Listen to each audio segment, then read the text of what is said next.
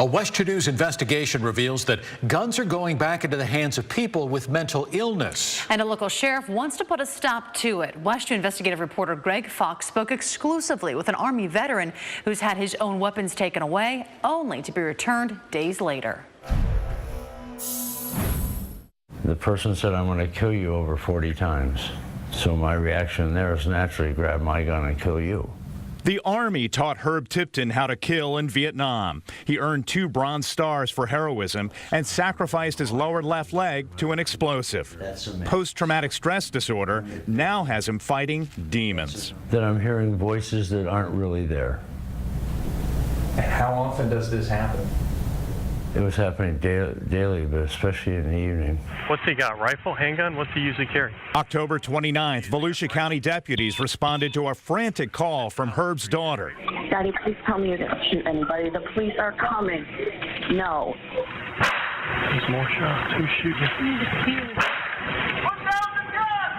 Herb surrendered, but WESH-TV investigates obtained records showing he's been Baker-acted, placed in mental health treatment 4 times in the past 15 months. He told deputies once he would run out a Mexican cartel from a bar.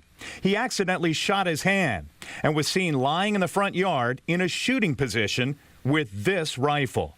In fact, Tipton got all 21 of his guns back each and every time he was released from mental health centers. And our concern is he's going to be killed or he's going to kill somebody. Current law does not allow Sheriff Mike Chitwood to seize firearms unless someone is charged.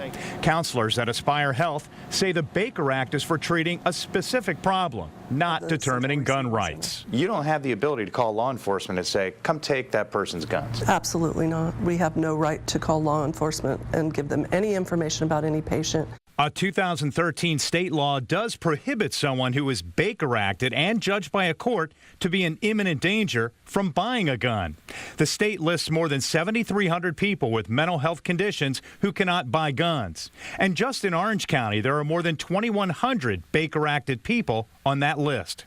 But there is no law that addresses people like Herb who already own guns. Do you feel like there's no reason why you shouldn't have firearms? I haven't shot anybody in 50 years. The sheriff wants lawmakers to give him that power to at least temporarily take guns from those battling mental illness. And have a hearing in front of a judge to determine competency and what's the course of action.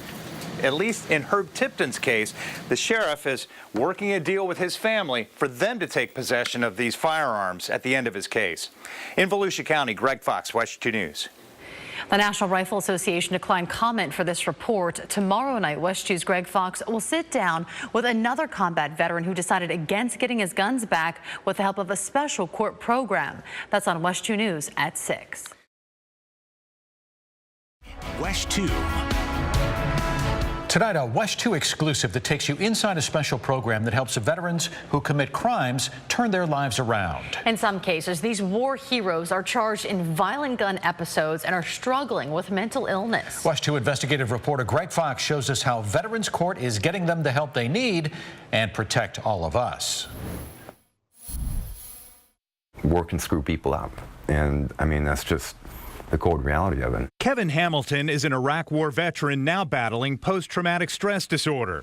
2 years ago, he held off police in a 7-hour standoff in Ormond Beach. You know, I had made a comment, about, I'm going to kill as many cops as I can, and then take my own life. Police got him to surrender, charged him, jailed him, but he got a second chance. I was accepted to Veterans Court by the grace of God. With liberty and justice for all. Those who serve and commit crimes find justice in one of Florida's 30 veterans courts. Unlike regular courts, this one arranges pretrial probation with mental health counseling and mentors like veteran Vince Faulkner. Putting that man in jail, you just trap that animal who's already in a bad place. We have about an 80–85% success rate of people graduating from Veterans Court, which is a lot higher than the typical probation. Success for Kevin means he'll soon graduate with no criminal conviction and no desire to get his guns back. Do I trust myself with them at this point in my life? Absolutely. But I would not keep them in my possession. Well, I think they have more insight into the veterans' issues than a standard court would have. That's what Herb Tipton is hoping. He earned 2 Bronze Stars and Purple Hearts in Vietnam, losing his lower leg in a bomb blast. What's he got, rifle, handgun? What's he usually carry? Deputies arrested him last month after his PTSD had him shooting guns at imaginary bad guys in his backyard, guns that have been returned to him after he's been Baker acted, placed in mental health treatment 4 times since August of last year. His daughter Shannon thinks Veterans Court is a critical step in keeping him from hurting himself and others. I believe he needs to go through Veterans Court because charging him with a crime and putting him in jail is not going to help him. Veterans Court worked for Kevin. He thinks it can work for Herb. Does he deserve a chance at Veterans Court? You're damn right he does. Thank you for his service to our country. In Volusia County, Greg Fox, WESH-TV News. WESH News will be following Kevin and Herb's progress as we continue to examine state laws that govern gun ownership by people fighting mental illness. You can also go to WESH.com to watch our investigation that revealed how state law does not address firearm ownership by people struggling with mental illness despite multiple gun incidents. Only on WESH-TV News, we are taking you inside a court program that helps veterans instead of sending them to jail. Greg Fox met a combat veteran who got a second chance after an armed standoff with police.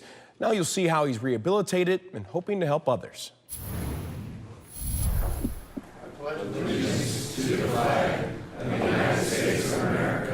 This is not the way most judges, defendants, and their families begin a day in court. But this is Veterans Court. The first person I'd like to call up is Mr. Kevin Hamilton. Kevin Hamilton, like others eligible for this pretrial diversion program, is a vet with an honorable or general discharge. He was an Army sergeant in Iraq and Afghanistan. Suffering from post-traumatic stress disorder, he held his family hostage and threatened his own life in an armed standoff in Ormond Beach in 2015 that fortunately ended peacefully. Veterans Court gave Kevin a second chance. Accept counseling, probation, and mentoring, or face prison. And not everybody needs to go to jail in order to, reform and change who they are. Has done exceptional. I can't say enough good things about him. Joined by his wife and father, Kevin faced the judge not to be sentenced, but to graduate. Veterans like Kevin deserve help from the mental health community, not incarceration in a standard prison setting. The combat veteran was humbled. He's a success. In many ways, he's the best success we've had. And hopefully give other people a chance, for his example, to have chances in Veterans Court.